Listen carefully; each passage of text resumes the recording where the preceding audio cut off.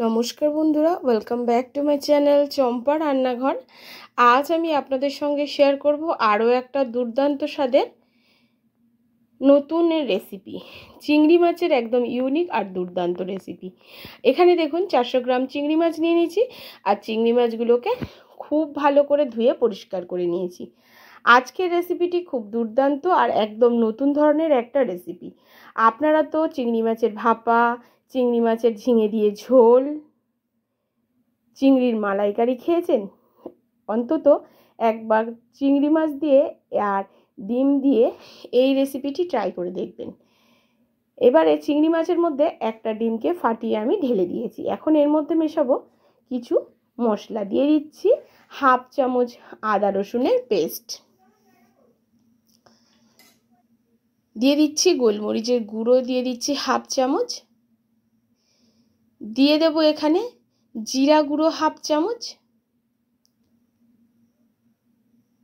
দিয়ে দেব হলুদ গুঁড়ো হাফ চামচ, দিয়ে দেবো লবণ হাফ চামচ। পরিমাণ মতো লবণটা অ্যাড করব। এবারে সমস্ত মশলার সঙ্গে ডিমটার সঙ্গে চিংড়ি মাছটাকে প্রথমে খুব ভালো করে মিশিয়ে নেব। প্লিজ বন্ধুরা, প্রথম থেকে শেষ পর্যন্ত ভিডিওটি দেখার অনুরোধ থাকবে। প্রথম থেকে শেষ পর্যন্ত ভিডিওটি দেখবেন, কোথাও মিস করবেন না। এখন এখানে নিয়ে নিয়েছি চা চামচের 2 চামচ ময়দা। 2 চামচের বেশি দেবেন না। এখানে আমার 300 গ্রাম চিংড়ি মাছের জন্য 2 চামচ ময়দা ব্যবহার করেছি আর একটা ডিম ব্যবহার করেছি। এবারে খুব ভালো করে এই ময়দার সঙ্গে চিংড়ি মাছটাকে মাখিয়ে নিতে হবে। চিংড়ি মাছটার সাথে ময়দাটার একটা বাইন্ডিংয়ের কাজ করবে, সেই জন্য এখানে ময়দা দিয়ে দিয়েছি। আপনারা চাইলে এখানে বেসন দিয়ে দিতে পারেন, তবে বন্ধুরা ময়দাটা দিলে এর খেতে কিন্তু ভীষণই টেস্টি হয়। আপনারা কিন্তু অবশ্যই আমার মুখের কথা শুনে না, বাড়িতে একবার এইভাবে আমি যেভাবে আজকের চিংড়ি মাছের রেসিপিটি শেয়ার করছি সেইভাবে বানিয়ে খেয়ে দেখবেন, মালাইকারির স্বাদকেও হার মানাবে। খুব ভালো করে মেখে নেওয়ার পরে এখন কড়া বসিয়ে নিয়েছি আর কড়াতে দিয়ে দিয়েছি তেল। এখন চিংড়ি মাছগুলোকে ভেজে নেব। আমি এখানে চামচ দিয়ে তেলের মধ্যে চিংড়ি মাছগুলোকে দিয়ে দিচ্ছি, আপনারা চাইলে হাত দিয়েও দিতে পারেন। এমনভাবে ময়দাটা ব্যবহার করবেন যাতে ময়দার একটা হালকা কোট হয়ে যায় চিংড়ি মাছের উপরে, তাতে চিংড়ি মাছটা একটু গোটা গোটা থাকবে। আর এখানে চিংড়ি মাছটা কিন্তু আমি একটু লেজ রেখে দিয়েছি, আপনারা চাইলে চিংড়ি মাছের লেজটাকেও কেটে বাদ দিতে পারেন। প্লিজ বন্ধুরা, আমার এই ছোট্ট চ্যানেলে আপনাদের সাপোর্ট আর সাহায্যের খুবই প্রয়োজন। প্লিজ সাপোর্ট করবেন আর পাশে থাকবেন। আগে হয়তো এইভাবে চিংড়ি মাছটা আপনারা রান্না করে খাননি, চিংড়ি মাছের মালাইকারি তো খেয়েছেন আপনারা, তবে এই চিংড়ি মাছের টেস্টটা সম্পূর্ণ আলাদা আসবে। এবারে দেখুন, কথা বলতে বলতে চিংড়ি মাছটাকে ভেজে নেব উল্টে পাল্টে লালচে করে। হালকা লালচে, খুব বেশি কড়া ভাজতে যাবেন না, মিডিয়াম ফ্লেমে আপনারা ভাজবেন। হালকা লালচে রং ধরলেই কিন্তু আপনারা চিংড়ি মাছটাকে তুলে নেবেন। খুব কড়া করে ভাজলে কিন্তু চিংড়ি মাছ একেবারে শক্ত হয়ে যাবে। আশা করছি যে আমি বোঝাতে পারলাম যে চিংড়ি মাছের এই রেসিপিটি আমি কিভাবে বানাচ্ছি। প্লিজ বন্ধুরা সাপোর্ট করবেন আর পাশে থাকবেন। এইভাবে সমস্ত চিংড়ি মাছগুলোকে ভেজে নেব। এবারে চলে যাব চিংড়ি মাছগুলোকে ভাজার পরে যে তেল থাকবে তার মধ্যে একটা শুকনো লঙ্কা, একটা তেজপাতা আর বেশ কিছুটা দিয়ে দিচ্ছি গরম মশলা ফোড়নে। এখানে আপনারা জিরে ফোড়নও ব্যবহার করতে পারেন, তবে এই ফোড়নটাই দেবেন।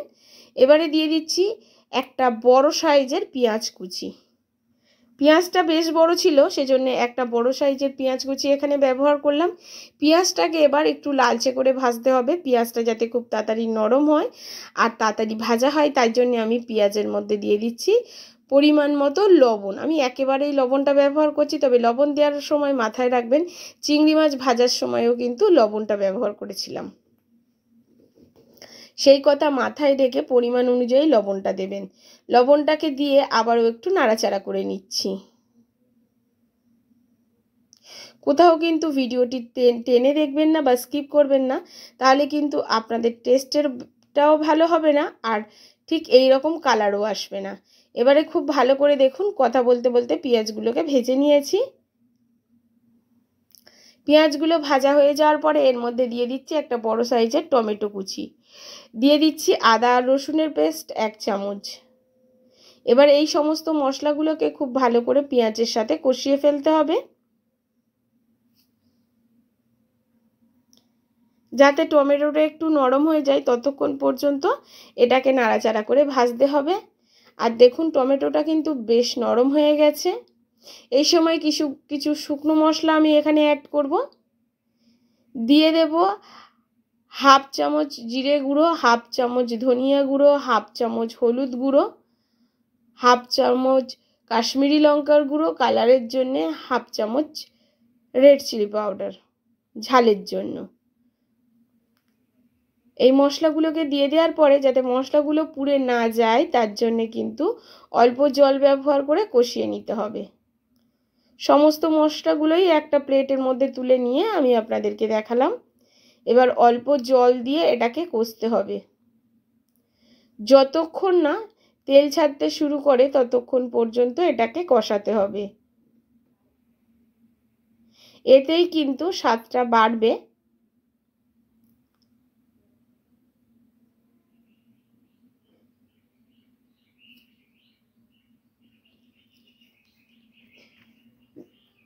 একটু ঢাকা দিয়ে দিয়েছি, আর ঢাকাটা খুলে নেওয়ার পরে দেখুন কতটা তেল ছাড়তে শুরু করেছে। এবারে দিয়ে দিচ্ছি 5-6টা কাজু বাদামের পেস্ট। এখানে অবশ্যই কাজু বাদামটা দেবেন, এতে কিন্তু দুর্দান্ত একটা স্বাদ আনবে এই চিংড়ি মাছের রেসিপিতে। খুব ভালো করে কাজু বাদামের পেস্টটাকে মশলার সাথে মিশিয়ে ফেলতে হবে, আর খুব ভালো করে এখন কষাতে হবে। যতক্ষণ না তেল ছাড়ে ততক্ষণ পর্যন্ত আবারও কষিয়ে ফেলতে হবে। দেখুন বেশ কিন্তু সুন্দরভাবে মশলাটা আমার কষা হয়ে গেছে। এখন এর মধ্যে আমি 2 কাপ মতো দুধ অ্যাড করছি। আমি হালকা গরম জলের মধ্যে পাউডার দুধ গুলে ব্যবহার করেছি। আপনারা চাইলে লিকুইড দুধটা ব্যবহার করতে পারেন, তবে একটু গরম করে দেবেন।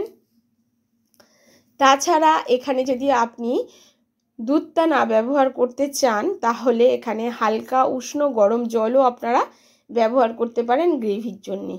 তবে বন্ধুরা চিংড়ি মাছের পরিমাণটা বাড়ানোর সঙ্গে সঙ্গে মশলার পরিমাণগুলোও বাড়াতে হবে, দুধের পরিমাণটাও আপনাদেরকে বাড়াতে হবে। তবেই কিন্তু ঠিকঠাক ব্যালেন্স থাকবে এই চিংড়ি মাছের রেসিপিতে। এবার যখন গ্রেভিটা ফুটে উঠবে তখন আমি এর মধ্যে চিংড়ি মাছগুলো অ্যাড করে দেবো। ভাজা চিংড়ি মাছগুলোকে এর মধ্যে আমি দিয়ে দিচ্ছি, দিয়ে একটু নাড়াচাড়া করে নেব।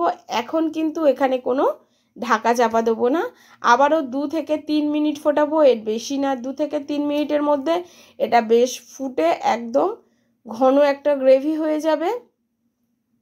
আর মিডিয়াম ফ্লেমে ফোটাতে হবে। আর দেখুন কত সুন্দর একটা কালার এসছে। এবারে এর মধ্যে আমি অ্যাড করে দেবো 2টো কাঁচা লঙ্কা একটু ফ্লেভারের জন্য, আর ওপর দিয়ে দেবো কিছুটা ধনেপাতা কুচি। তাতে খেতে বেশ সুন্দর একটা টেস্ট আসবে। এখন আমাদের সম্পূর্ণ রেডি হয়ে গেছে চিংড়ি মাছের এই রেসিপিটি। সবার লাস্টে দিয়ে দিচ্ছি 1/2 চামচ গরম মশলার গুঁড়ো। গরম মশলার গুঁড়োটা দিয়ে নামিয়ে ফেলবো। কিছুক্ষণ রেস্টে রেখে দেবো 2 থেকে 3 মিনিট। তারপরে একেবারে নামিয়ে নিয়ে আপনাদেরকে দেখাচ্ছি যে কেমন হলো আমার আজকের এই নিউ আর ইউনিক চিংড়ি মাছের রেসিপি, যেটা আপনারা কিন্তু জামাই ষষ্ঠীর দিন অবশ্যই বানাতে পারবেন।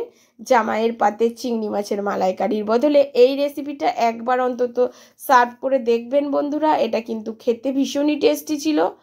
অসাধারণ একটা চিংড়ি মাছের রেসিপি, যা আপনারা হয়তো আগে কখনো বানাননি বা করে খেয়েও দেখেননি।